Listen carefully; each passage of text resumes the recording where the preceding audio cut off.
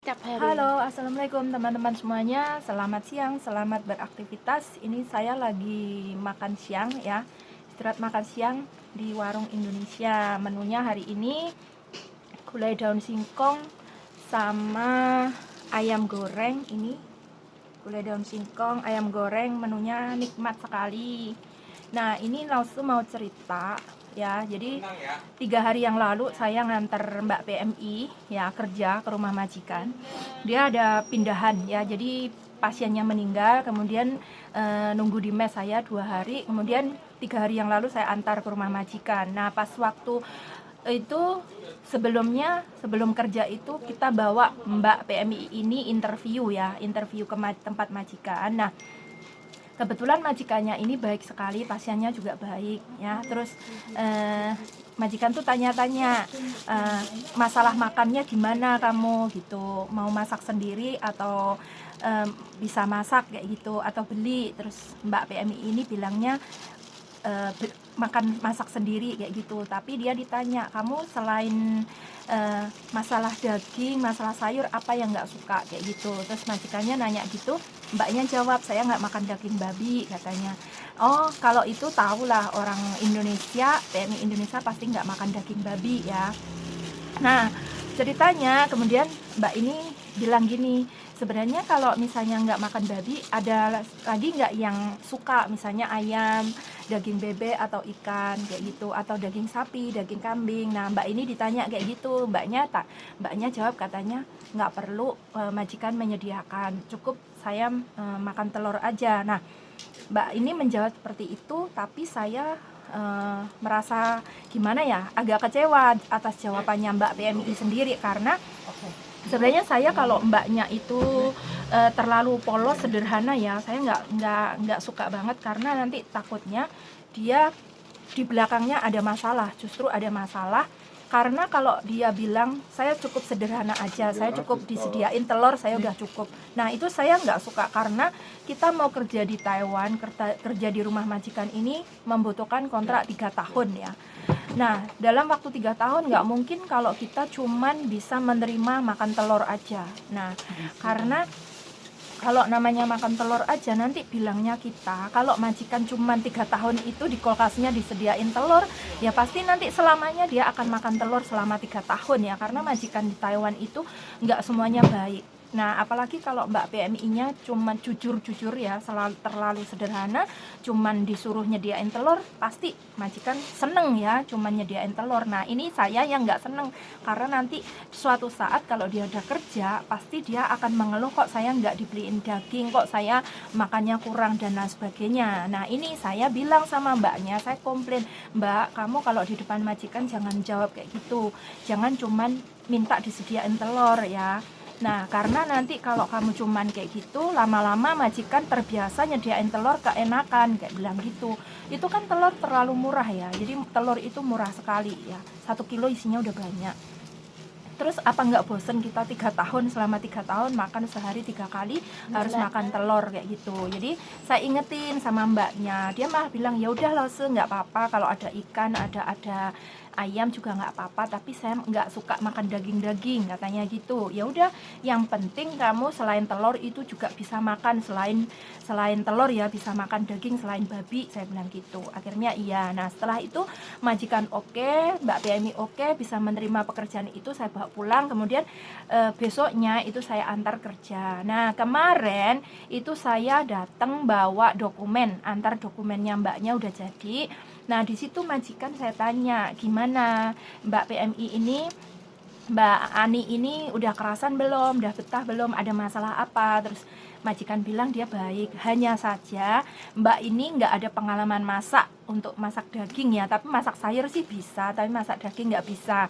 Terus kita kasih tahu karena dulunya pengalamannya dia cuman serumah sama ama, nggak pernah masak-masak, dan amanya dulunya makannya vegetarian sama makan susu aja, jadi dia nggak masakin buat majikan. Nah, kemudian kemarin majikan sih nggak mempermasalahkan dia nggak bisa masak daging, itu dia majikannya mau masak sendiri katanya, dan mbaknya itu disuruh masak sayur aja, satu menu 2 menu kayak gitu, jadi simple ya. Nah, kemudian mbaknya ini ditanya kan sama majikan, karena takut nggak bisa bahasa, majikan nanya ke saya, kenapa mbak ini nggak suka ayam, nggak suka ikan. Terus saya tanya balik, ternyata mbaknya itu tidak bisa menerima, selama di Taiwan ini nggak bisa menerima itu kayak daging ayam, daging sapi, pokoknya jenis daging apapun dia nggak bisa terima. Katanya dia takut dan khawatir bagaimana itu menyembelihnya waktu di pasar dan waktu di ternak itu gimana. Loh, mbaknya ini kok ternyata baru sekarang ini jujur ke saya. Nah, saya kan bilang, lah kalau saya nggak bisa ngomong apa-apa, nggak bisa komen apa-apa, tapi saya nggak bisa saya nggak mau terjemahin masalah ini ke majikan karena saya takut majikan juga tersinggung. Nah, ini untuk masukan saja ya buat mbak-mbak semua yang ada di luar negeri, khususnya yang ada di Taiwan ya. Kalau masalah daging ya, mau ikan, mau ayam, mau apa aja yang ada di pasar, yang masalah pemotongannya gimana, wallahu alam ya, kita pasrah karena kita juga nggak tahu semuanya orang Cina ya. Kalau suruh, nggak mungkin mereka agamanya juga udah beda sama kita ya, panut apa itu alirannya udah beda. Nggak mungkin mereka mau baca bismillah, mau baca Allahu Akbar, itu nggak mungkin. Jadi semua tergantung kita, bagaimana sih kita menerima masalah ini. Tapi ya nggak apa-apa. Jadi kalau mau pilih-pilih, mau nggak mau makan yang jenis daging yang ada di sini, ya nggak mungkin kita mau suci, mau bersih, itu nggak mungkin. Jadi pasti kita itu juga kadang-kadang juga terkena daging babi, kadang juga kalau semuanya lah, mayoritas kalau makan daging ayam, daging sapi, pokoknya apa ya, mereka nggak baca bismillah ya. Pokoknya kita ya pasrah menerima apa ya, wallahu alam. Semoga Allah tahu keadaan dan kondisi kita yang ada di luar negeri. Jadi saya rasa nggak usah dipermasalahkan masalah ini ya. Jadi terus kalau misalnya kita kerja di rumah majikan, kita nemuin majikan yang baik, yang sabar, yang pengertian, yang bisa menjaga kita ya, itu kita harus banyak bersyukur. Karena di luar sana kadang-kadang kita juga masih banyak juga teman-teman kita yang kekurangan ya, maksudnya nggak ada perhatian dari majikannya pelit, apa-apa harus beli sendiri. Nah, ini saat dapat majikan yang baik, seharusnya kita bisa menerima ya, bisa bersyukur sekali kita bisa menerima majikan udah baik sama kita ya. Jadi ini ada cerita juga, tapi bukan dari anak saya ya. Jadi temennya ponakan saya yang ada di Thailand itu katanya mau makan aja majikannya pelit luar biasa, sampai dia mengeluh ke saya, itu minta bantuan ke saya, bukan berarti minta dibantu, cuman pengen curhat aja. Terus dia bilang kalau makan itu sebenarnya gimana, untuk makan 3 kali itu harus kewajiban majikan. Jadi majikan harus menyediakan makan 3 kali ya. Terus kalau misalnya Mbak PMI merasa kurang atau masih lapar, itu ya ngomong aja, sarapan pagi, makan siang, atau makan malam ya. Tergantung kondisi majikannya gimana lah. Intinya makan 3 kali itu urusan majikan. Jadi kalian nggak usah khawatir. Nah, ini ada temen kita ya, ada di Thailand, ini sangat prihatin sekali karena majikannya ini super pelitnya udah luar biasa. Jadi mau makan telur juga takut, itu semuanya dihitung, kadang juga harus beli sendiri. Mau makan enak, mau makan kenyang, kita harus beli sendiri. Nah, majikan menyediakan sayur itu setiap harinya harus ditimbang. Seperti ini contohnya ya teman-teman, ini makan sayur, jadi mau masak itu harus ditimbang dulu. Dan ini dimakan bukan untuk satu keluarga, itu ada beberapa anggota keluarga. Jadi kalau majikan yang memperlakukan seperti ini, kita kan ngenes ya, kita sakit hati, kita kadang merasa di Indonesia kita orang nggak punya, kita orang serba kekurangan, kelas ekonomi kelas menengah ke bawah, nggak pernah kita itu merasa kelaparan sebenarnya kalau di Indonesia. Jadi kita jauh-jauh dari Indonesia mau ke luar negeri, mau cari uang, tapi nyampe sini kadang menerima majikan yang seperti ini ya, mendapatkan majikan seperti ini tuh nelongso, ngenes banget. Kita di Indonesia nggak sampai kelaparan, nggak sampai kekurangan makan, entah daun singkong, entah papaya, entah sayur nangka, sayur tempe, sayur tahu, lauknya kerupuk itu udah nikmat, lauknya sambal udah nikmat, kita goreng telur udah kenyang. Tapi kalau nyampe di luar negeri ternyata seperti ini udah keterlaluan gitu loh. Jadi sangat sangat nelongso ya kalau saya ngerti seperti ini ya. Jadi sangat kasihan sekali. Jadi teman-teman yang mengalami nasib seperti ini, tolong kalian mengadu ke agensi atau penerjemah ya. Kalau bisa ya jangan sampai kita itu beli ngeluarin uang sendiri, kecuali kalau kita pengen masakan Indonesia, pengen apa ya kita beli.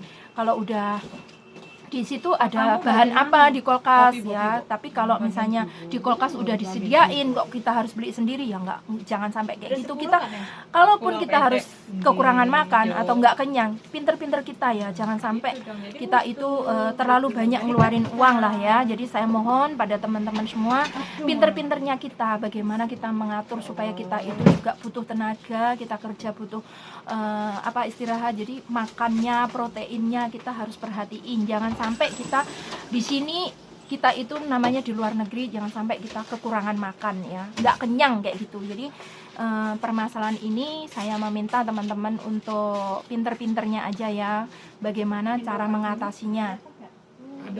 Jadi teman-teman tolong perhatikan kesehatannya juga ya.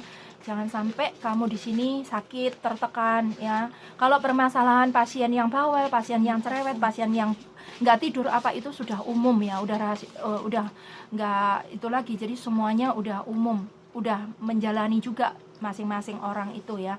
Jadi yang penting istirahat kita cukup, makan kita cukup ya. Itu yang diharapkan ya sama kita. Jadi jangan terlalu parah-parah banget lah ya. Udah jauh-jauh ke luar negeri, makan sampai kayak gini, sampai harus ditimbang, telur harus dihitung apa, kan itu kewajiban sama majikan. Jadi mbaknya harus berani ngomong sama majikan ya. Kalau selama kita bener, nggak apa-apa kita itu ngomong secara jujur ya. Kalau nggak berani ya kita mengadu ke agensi ya, atau ke penerjemah. Nggak mungkin nggak dibantu. Ini saya juga menyarankan ke mbaknya yang setiap makan mau masak itu harus ditimbang dulu sayurnya apa. Ya Allah, saya nelongso ya, itu saya nyarankan lapor aja ke agensi, saya bilang gitu. Dan kalau enggak ada tanggapan dari agensi ya kamu boleh lapor 1955 biar 1955 Depnaker nangani masalah ini. Tapi kadang-kadang lapor juga dikembaliin ya, majikan pasti kadang-kadang bilangnya di kulkas udah disediain apa. Jadi kita kadang-kadang serba bingung, udah lapor kayak gitu tapi Depnaker menelpon majikan katanya di kulkas semuanya ada, boleh dimakan. Nyatanya kenapa harus dihitung, kenapa harus diomelin ya. Jadi kita itu permasalahannya di sini ya, kadang masalah makan itu sangat prihatin kadang-kadang ya. Jadi semuanya saya harap semua bersabar ya. Oke teman-teman semuanya, itu saja. Jadi kalau kalian di sini dapat majikan yang baik, masalah makan diperhatiin, itu kalian harus bersyukur ya, sangat bersyukur, sangat berterima kasih. Ingat ya teman-teman kita yang di luar sana juga kadang harus ngeluarin uang sendiri apa itu, kita harus bisa mikir, jangan melihat ke atas, kita selalu melihat ke bawah. Banyak teman-teman kita yang masih serba kekurangan. Jadi harapan saya teman-teman semua harus berani ngomong ya, harus berani jujur kepada majikan. Oke, itu aja pesan dari saya, mudah-mudahan bermanfaat ya buat teman-teman semuanya. Tetap jaga kesehatan, selalu jaga mood, berdoa semoga Gusti Allah memberkahi. Terima kasih buat teman-teman yang sudah selalu setia nonton channel saya. Mudah-mudahan semua sehat selalu, panjang umur, sukses. Terima kasih. Wassalamualaikum, bye bye.